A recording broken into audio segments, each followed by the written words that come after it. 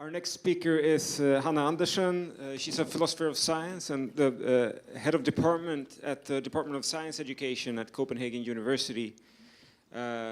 She's done a lot of work in the philosophy of science, the philosophy of interdisciplinarity, and philosophy of science in practice, and also has a great interest in education. So the Department of Science Education, of course, teaches philosophy of science to science students. So she will give a talk titled Training for Different Types of Interdisciplinarity. Thank you very much, Henrik. And thank you very much for the invitation and the possibility to participate in this very inspiring event and have all these great conversations about interdisciplinarity. My talk is called Training for Different Types of Interdisciplinarity, and as Henrik said, I am speaking as a philosopher despite my role as head of a science education department. I also have some of my science education colleagues present, so I hope that although I'm here trying to draw implications for education out of my philosophical analysis, that I will still survive my meeting with my education colleagues afterwards. The structure of the talk is that I will start talking about disciplines, or start talking about some traditional views of disciplines and the kind of values that are deeply embedded in the traditional view of disciplines, and how those values, although these are values that may actually in reality not be achievable, nevertheless constrains our way of working with interdisciplinarity. So from displaying those values, then go on to interdisciplinarity and talk about its cognitive and social aspects. Here I will draw only on these two dimensions, but I'm of course acknowledging that there are other dimensions in talking about interdisciplinarity, like power and emotions that we heard about earlier this morning. And then discuss how we align education with professional practice, how we train people for the kind of interdisciplinary work that they meet after they graduate.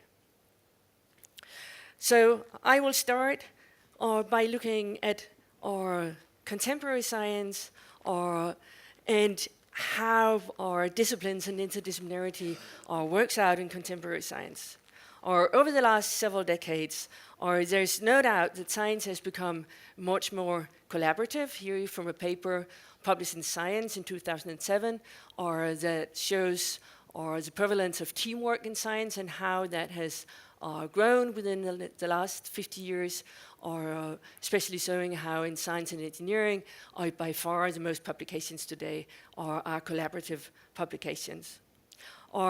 Science has also grown more and more interdisciplinary. We have lots of maps produced that show how the different disciplines are linked through our authorships, through publications, and how disciplines are clustered together as a big unified picture. Now, of course, collaboration and interdisciplinarity are not the same. Although interdisciplinary research is often collaborative, it's not necessarily so. And much collaborative research exists that is not interdisciplinary.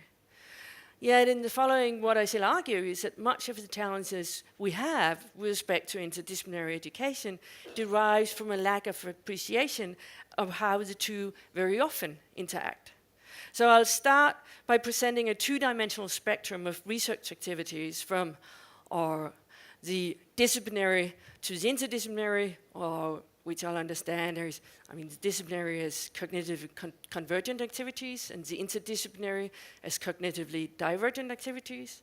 And the other discipline, or the other dimension, from the individual to the collaborative, and discuss activities where people are either epistemically independent or where they are epistemically dependent on each other. And from that, I'll argue that there are these ideals rooted in the ideal of disciplinarity that creates a strong push towards disciplinizing interdisciplinary approaches and also disciplinizing education.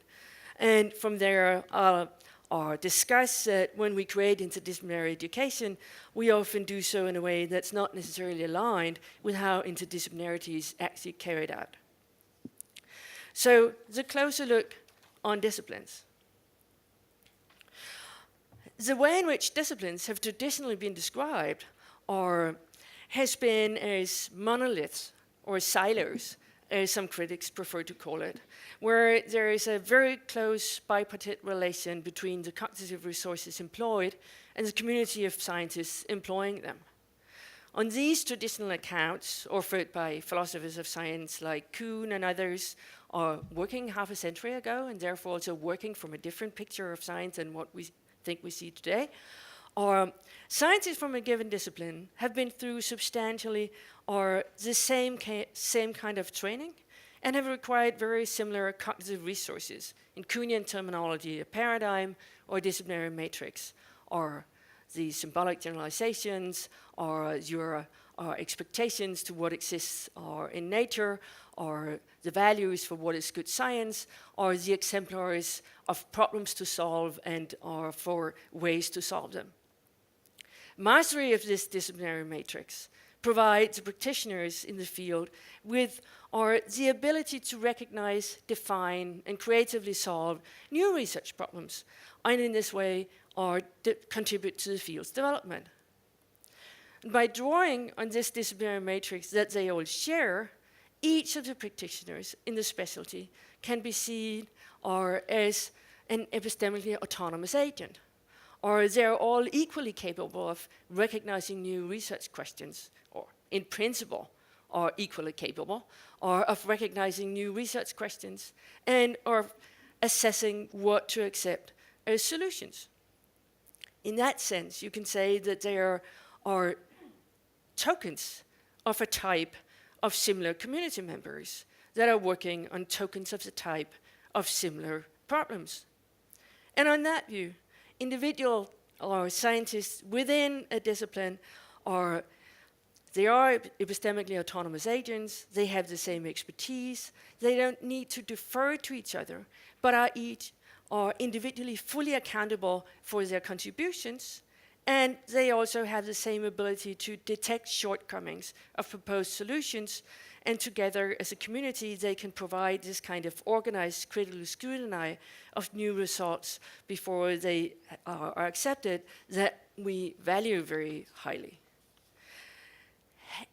And these values are producing scientists that are epistemically autonomous, or who have full accountability for what they produce, and who together can provide this community-based quality control, or by working as tokens of types when we make quality control, or we have a referee system, or a review system where we can choose just a few referees, or to give criticism to a paper, and they work as representatives of the discipline.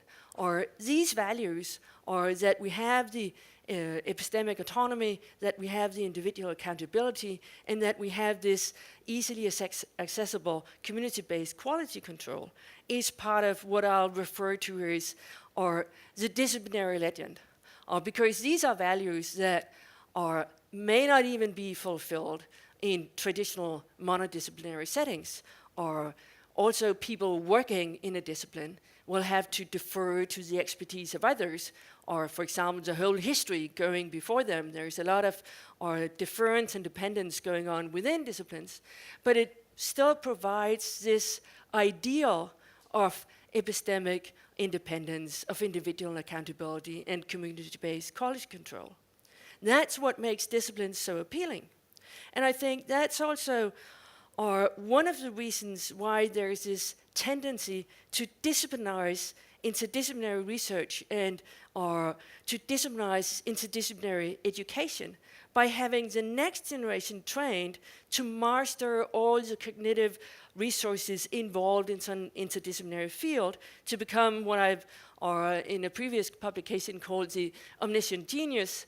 Or there is this tendency for people working in doing interdisciplinary research to want to train the next generation to be able to overcome all these things where they themselves have to defer to others. So they create new problems where they present your students with all these things for which they themselves have collaborators. By producing that kind of training, or what you can achieve is to come closer to the ideal of epistemic autonomy and individual accountability. It moves towards not necessarily being dependent on others. And if you create whole programs, and later on departments or whatever, or as enough tokens of the same type are produced, you may also restore community-based quality control that works in the same way or as disciplines. So there's very often a very strong push in that direction. But it's a solution that comes at the cost of just creating new silos. So the question we also have to ask ourselves is this actually always the best way to support interdisciplinarity? Or should we also think more about interdisciplinarity or getting that into the disciplinary programs to train within disciplinary educations, to train people to be able to work collaboratively, interdisciplinarily, or later on. And to go more into that, we need to look more carefully at what goes on when scientists are not autonomous epistemic agents. That is, when they collaborate and when in doing so, or they become epistemically dependent upon each other.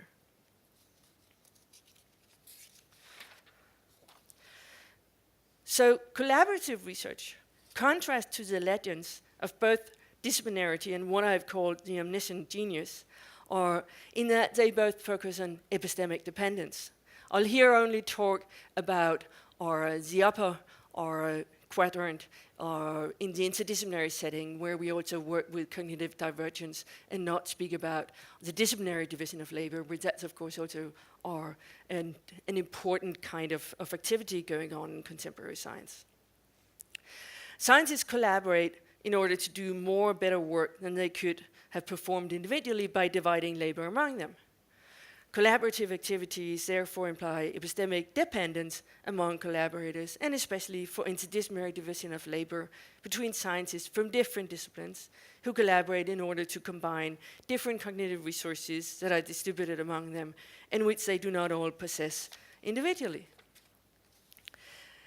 In describing how scientists with different areas of expertise combine their cognitive resources, and thereby also in setting the goals for university training that points towards that kind of interdisciplinary activity, focus has predominantly been on the cognitive aspect of how to interlock or integrate concepts, models, theories from different disciplines. And we have been doing this for many decades. Learning enough of each other's language to communicate has been a recurrent theme. Here it's from a paper written back in the 1970s by Petri, or basically the same ideas that you have to learn the observational categories, the meaning of the key terms, but in a slightly simplified way, or has also later been expressed by a historian of science, Galison, when drawing on the notion of pidgin languages and trading zones, where he talks about people interlocking their contributions in the communication through a pidgin language where they reduce mathematical structures, they suppress exceptional cases, they simplify explanatory structures, they minimize internal links between theoretical structures.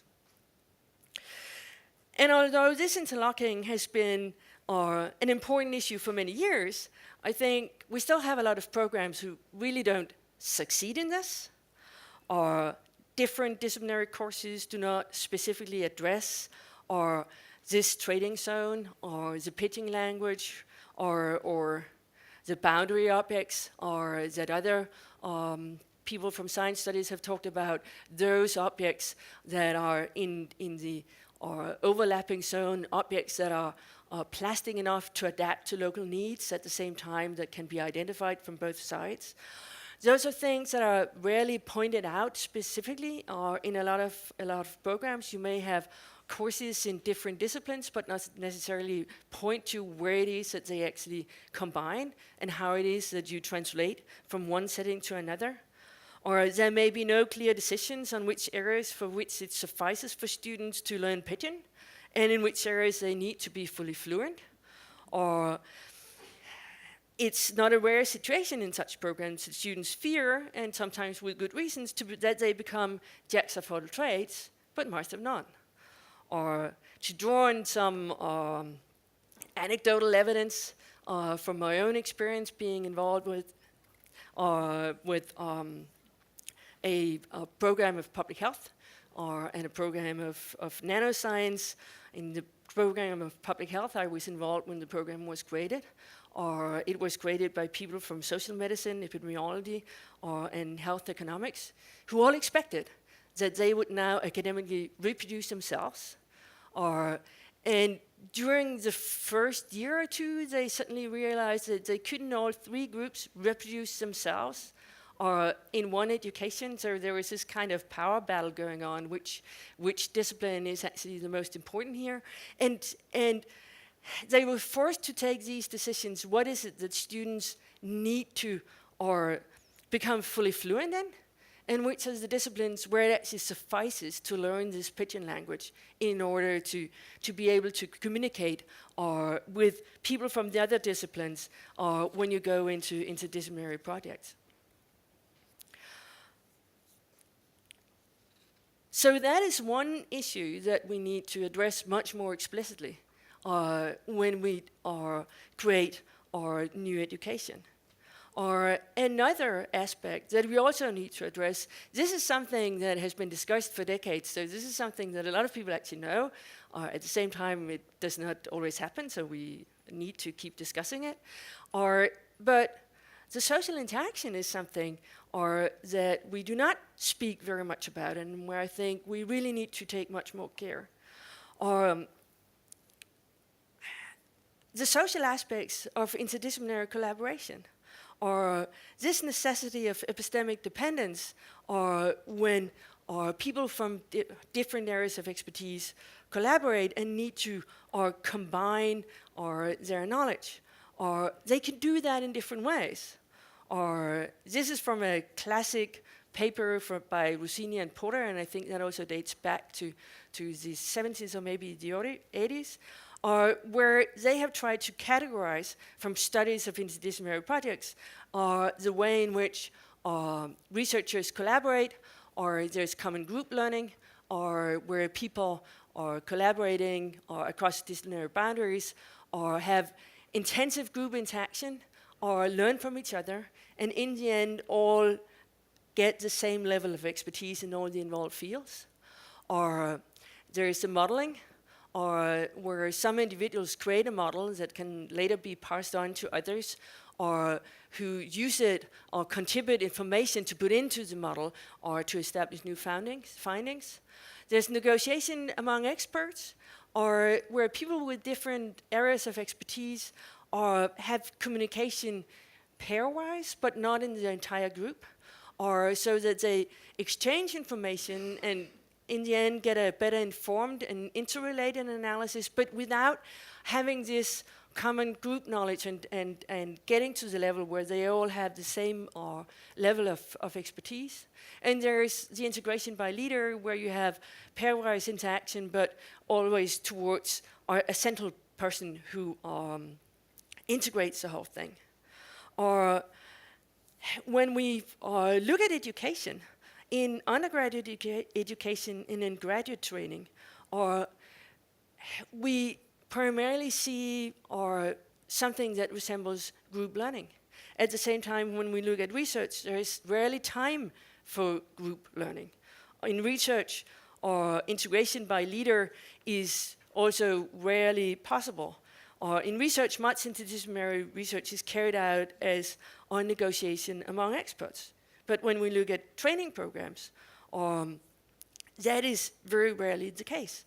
When we look at training programs where students are asked to make interdisciplinary projects in a group, or very, very often what we require is common group learning, that they all get to the same level of expertise, that they are all accountable for the full content of what they're doing, or that they can all answer for the full report or when they're called in to an examination.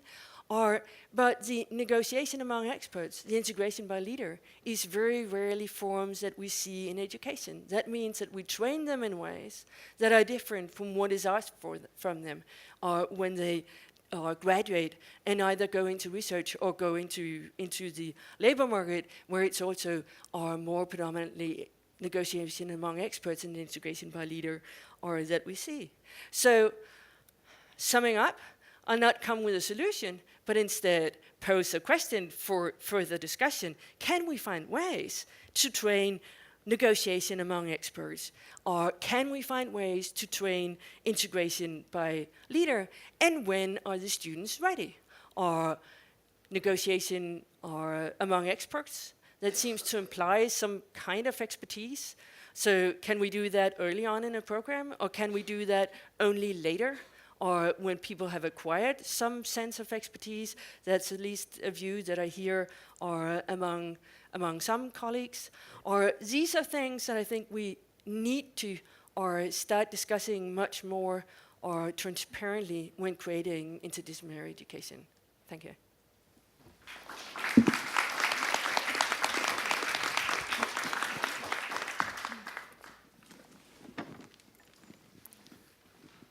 Questions?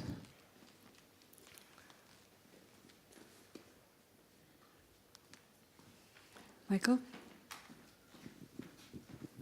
Michael Rourke, Michigan State. So this is really interesting if you think about it from the perspective of education, right? So would it make sense to try to design an educational program in which you attempted to provide students with an opportunity to acquire proficiency at all of these things? I mean, would you? I mean, it sounded from at the end that the bottom line was the line you were kind of focusing on. But given that the social interaction they might expect in the field as interdisciplinarians could take any one of these forms, right? Developing sensitivities that would enable them to be successful in any of those combinations might be helpful. Is that?